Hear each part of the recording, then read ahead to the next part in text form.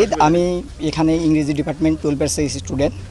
তো আমাদের এখানে যে ঝামেলাটা হয়েছে, এখানে অ্যাকচুয়ালি আমাদের কর্মসূচি ছিল অবস্থান কর্মসূচি। আমাদের উদ্দেশ্য ছিল আমরা মডার্নে গিয়ে অবস্থান করব, কিন্তু আমাদের যে এখানে ছাত্র সংগঠন আছে তারা আমাদের আগেতেই জানিয়ে দিয়েছিল যে অবস্থান, ছাত্রলীগ ছিল এখানে। তো ওরা আমাদের জানিয়ে দিছে যে এখানে হচ্ছে আপনাদের অবস্থান কর্মসূচি করা যাবে না, আপনারা হচ্ছে পদযাত্রা করেন। আমরা সেটাতে একমত হয়ে আমরা এখানে পদযাত্রা করার জন্য ইচ্ছুক ছিলাম, কিন্তু তারা পরবর্তীতে আমাদের আরও ফোর্স করে আমাদের যে সবার সাথে কথা ছিল আমরা হচ্ছে পদযাত্রা করে চলে আসব। কিন্তু আমাদের যখন ক্যাম্পাসের গেটে যখন চলে গেছে তখন ছাত্রলীগ সহ বাকি স্যাররা যারা আছে তারা আমাদের হচ্ছে বাধা প্রদান করছে। স্যাররা অ্যাকচুয়ালি যখন সামনে আছে তখন পিছন থেকে এবং তাদের যারা তৃতীয় পক্ষ ছিল তারা স্যারের উপর আক্রমণ করে সেই দায় আমাদের সাধারণ শিক্ষার্থীদের উপর চাপানোর চেষ্টা করছে। এই রকম যে আন্দোলন থাকে সেই আন্দোলনগুলোতে বরাবরই ছাত্র তৃতীয় পক্ষ ঢুকে এবং সাধারণ শিক্ষার্থীদের উপর দায় চাপানোর চেষ্টা করে। তাই আমি আপনাদেরকে নিশ্চিত করতেছি যে এখানে না, এখানে আমাকে ছাত্রলীগের সভাপতি আমাকে চর থাপ্পড় মারছে। এখানে উনি আমাকে নিজে স্টিল আমাকে থাপ্পড় মারছে।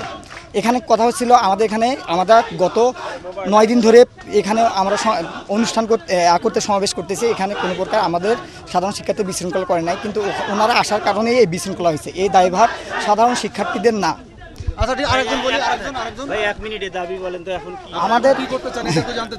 আমাদের দাবি আমরা এখন বর্তমানে এক দফাতে পৌঁছাইছি, সেটা হচ্ছে সকল প্রকার অযৌক্তিক কোটাগুলো, বৈষম্যমূলক কোটাগুলোকে দূর করে প্রথম থেকে চতুর্থ শ্রেণী পর্যন্ত যথাযথ কোটা সংস্কার করা। আর এখানে আমাদের হচ্ছে বিচার বিভাগের সাথে আমাদের কোনো সম্পর্ক নয়, আমাদের সম্পর্ক হচ্ছে নির্বাহী বিভাগের কাছে। কারণ আপনারা জানেন সংবিধানের 29 নম্বর অনুচ্ছেদে বলা হয়েছে সরকারি চাকরির ক্ষেত্রে সকল নাগরিক সমান সুবিধা ভোগ করবে।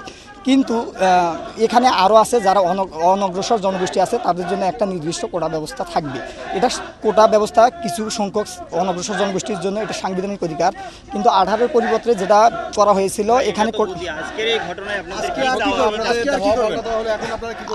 এখানে আমরা সাধারণ শিক্ষার্থীরা আমরা এখানে শঙ্কিত আছি।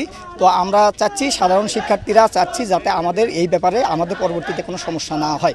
কারণ এখানে যে সমস্যাটি হয়েছিল সেই সমস্যাটি আমরা সাধারণ শিক্ষার্থী দায়ী না। এখানে তৃতীয় পক্ষ ঢোকার কারণে তারা বাধা দেওয়ার কারণে এই পরিস্থিতি হয়েছিল। সুতরাং আমরা আশঙ্কা প্রকাশ করতেছি।